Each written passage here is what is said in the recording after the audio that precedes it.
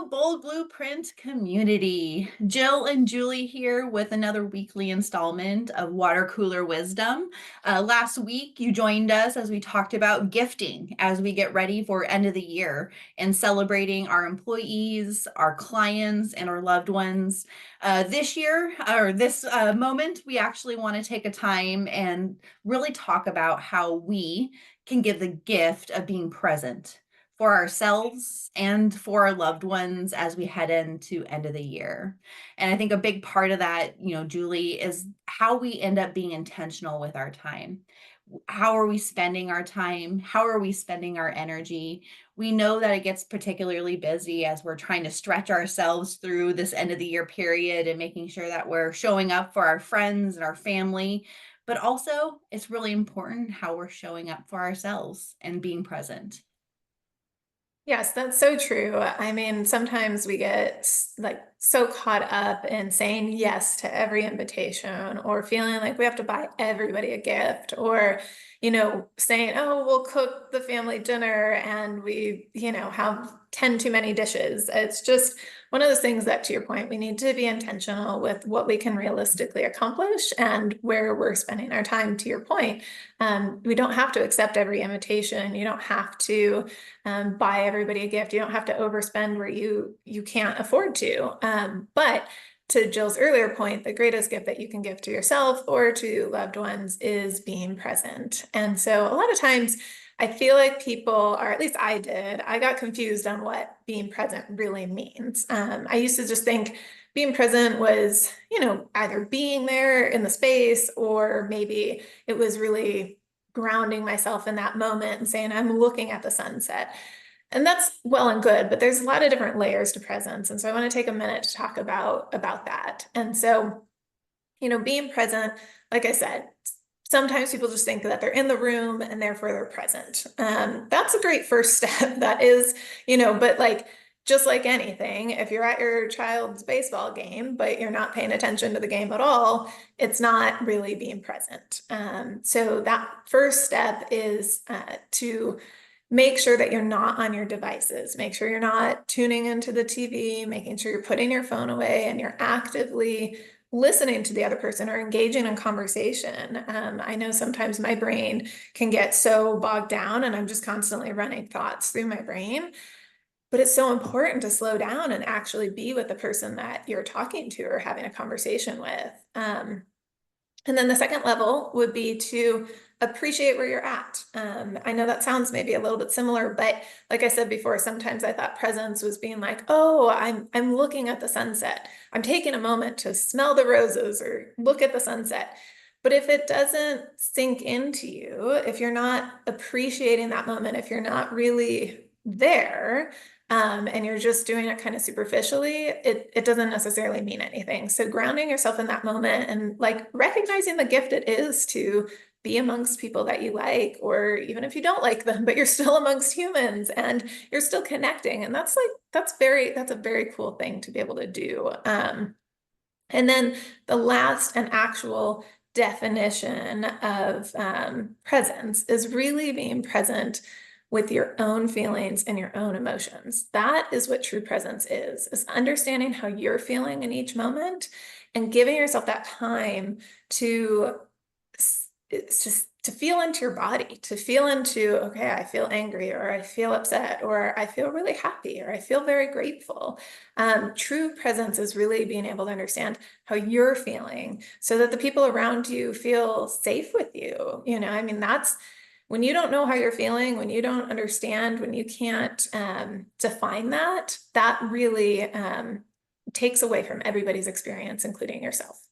And I think it's the beautiful highlight where we talk about the emotion and how it intersects in our being and how we can ground ourselves and not only acknowledging and being like, yes, I'm present in the room, but acknowledging the emotion that comes with that and being in the moment with it. I know as I think about coming together with friends and family, especially my family, I very much paint the picture of being in the moment and feeling, those emotions as I'm sitting there talking to my grandma as she's sharing the beautiful stories about, riding horseback across, the state of Washington, and what those emotions, bring to me, and being engaged in those types of conversations. And, I think a lot of times, Julie, I love the idea of being present, but we also know that when it comes, especially family, at the end of the year, so we might be a little bit challenged. We love our family, and at times, they definitely know how to push maybe some of those buttons, or talk about some of those things that that we don't necessarily always align on. And so I would love it if we talked a little bit about how do we actually just take a step back, and what are some of those more tactical things that when we're feeling that emotion, and that environment, like what can we do as individuals to kind of ground ourselves?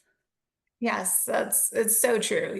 Sometimes you go and you have all good intentions, and then your kids start screaming up a storm, or your uncle starts talking about politics, or somebody's asking something super personal about your life. And so I actually lean really heavily into like physical somatic tools. And so when you hear the word somatic, if you've never heard it before, or if you're hearing it now, or you've heard it before but you don't know what it means, somatic has to do with your nervous system. So our nervous system is responsible for pretty much everything we, think and feel and how we react. And I can go more in depth if you ever want to do coaching with me. I love talking about this stuff, but I'll leave it at that right now because we have 15 minutes. So, um, when I say somatic tools, they're tools to help your nervous system. And those are actual physical things that we can do. So if you find yourself in that scenario where somebody is saying something that you disagree with, or you feel your chest tightening and your face flushing and you're just getting really upset and ungrounded, first step would be to walk away if you can. Find a chance to go to the restroom, go to an empty hallway, go, get some fresh air outside.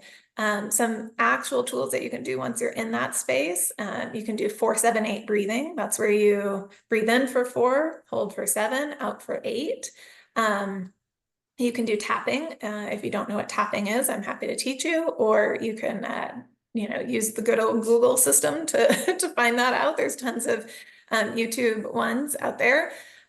You can do even like swaying. So as we like sway our body back and forth, that calms us. That's even something you can do without walking away. You can do humming. Humming taps into the vibrations within your body. You can pinch your fingers. So all these techniques, they all sound, you're like, this sounds ridiculous and dumb, but I'm telling you, do it and you'll see a difference, because the reality is all those techniques get you back in your body. As soon as you are starting to feel overwhelmed, as soon as you're starting to feel angry or upset or sad or whatever emotion it is, the emotion itself isn't bad. It's the fact that you're coming out of your body. You're getting into your head, you're coming out of your body. All of those techniques, breathing, tapping, swaying, it all helps you ground back into your body, which, by the way, if you have kids, these are also great tools to teach them, because the holidays, too much sugar, too little sleep, all of that, they will also kind of self-combust sometimes. So those are just a few, but like I said, I'm here for coaching or questions, because I can talk about this stuff all day long.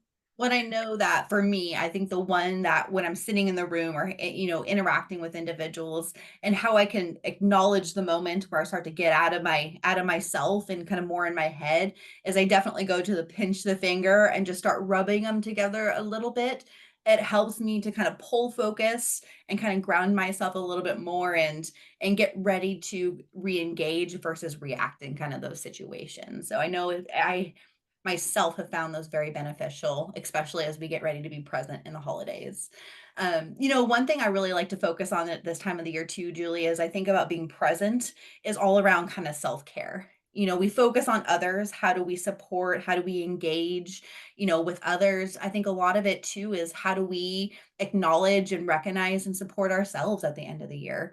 And whether that's, really making sure that you have some of those healthy boundaries, and that you're being able to say no to certain things. And with love, you can still say no. to certain, opportunities. I think it's also really important to recognize that end of the year, it's really easy to default into that being a people, pleaser. You want everyone to feel happy and supported through this time of the year. But we also have to remind ourselves that we can't give to others unless we also give to ourselves, because we're only as strong as we are at our core. And I think it's really important for us to dig into that self-care. And one thing that I've always done, and this is a small bite-sized thing, is just honestly, I call it the 3-minute drill. I take 3 minutes, I put a timer on my phone. Now, for the 3 minutes, I don't look at the phone. I just sit and be with myself, hopefully somewhere a little quieter. Once I've even snuck out to my car and just sat in my car and 3 minutes of silence just to acknowledge the moment and get me on the right path, being able to move forward. So finding pockets of self-care are just so important, I think, at this time of the year.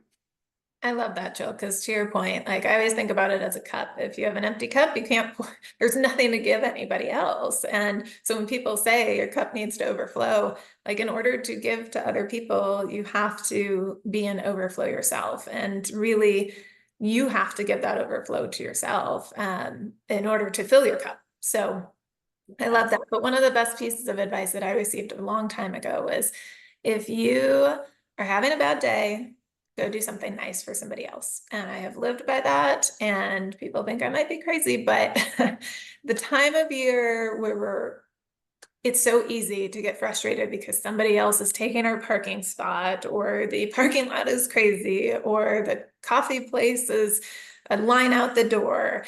Um, those moments can set us off really easily, and then it trickles down and you have this bad day. But what happens when you do something else or when you do something nice for somebody else is it resets that for you, paying it forward, even if it's buying a coffee for somebody in the coffee shop when you're feeling heated, doing something charitable, adopting a family, taking time to go serve at the soup kitchen, packing food baskets for people. All of these things really will, it is a nice thing to do for other people, of course, but it's also something that you're giving yourself, because you're taking yourself back into a situation where you're feeling gratitude for what you have, and you are regrounding back into yourself versus focusing on, you know, some nonsense that happened maybe earlier in the day.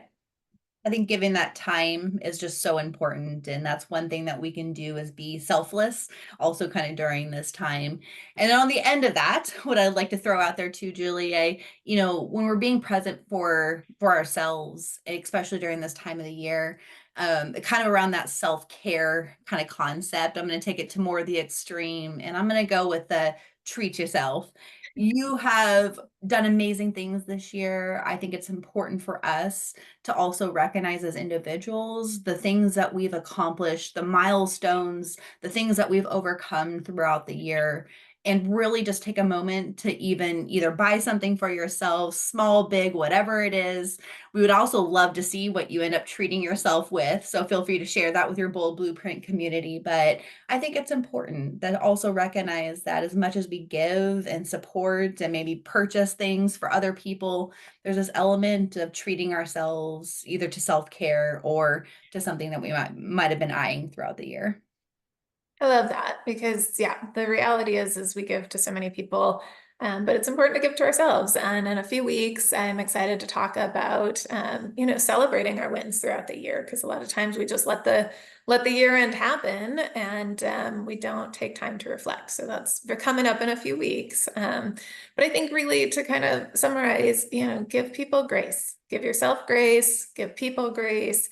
Everyone is stressed this time of year. And really, it's going back to remembering, as cliche as it sounds, the reason for the season. And it is, it's supposed to be a joyful time. It's supposed to be a loving time. And, just be kind. I think being present for yourself and acknowledging the grace that we can give to others. It's been a tough year for a lot of individuals. And, we wish all of you out there a beautiful kind of end to your year, and celebrating with yourself and with those that you care most about. I know over these next couple of weeks, Julie, we're going to be talking a lot more about careers. It's been a really big topic that we've heard from a number of individuals. And how do we think about, career pivots versus making career moves, and what are the differences and the ways that we can be empowered as individuals to kind of own our journey. So I'm really excited about our next two sessions coming up, specifically around careers. And with that, it's been great talking with you today, Julie, about our being present in the moment and being present for ourselves as we get towards year end here. Wishing you all a very happy Thanksgiving, and we will see you in December.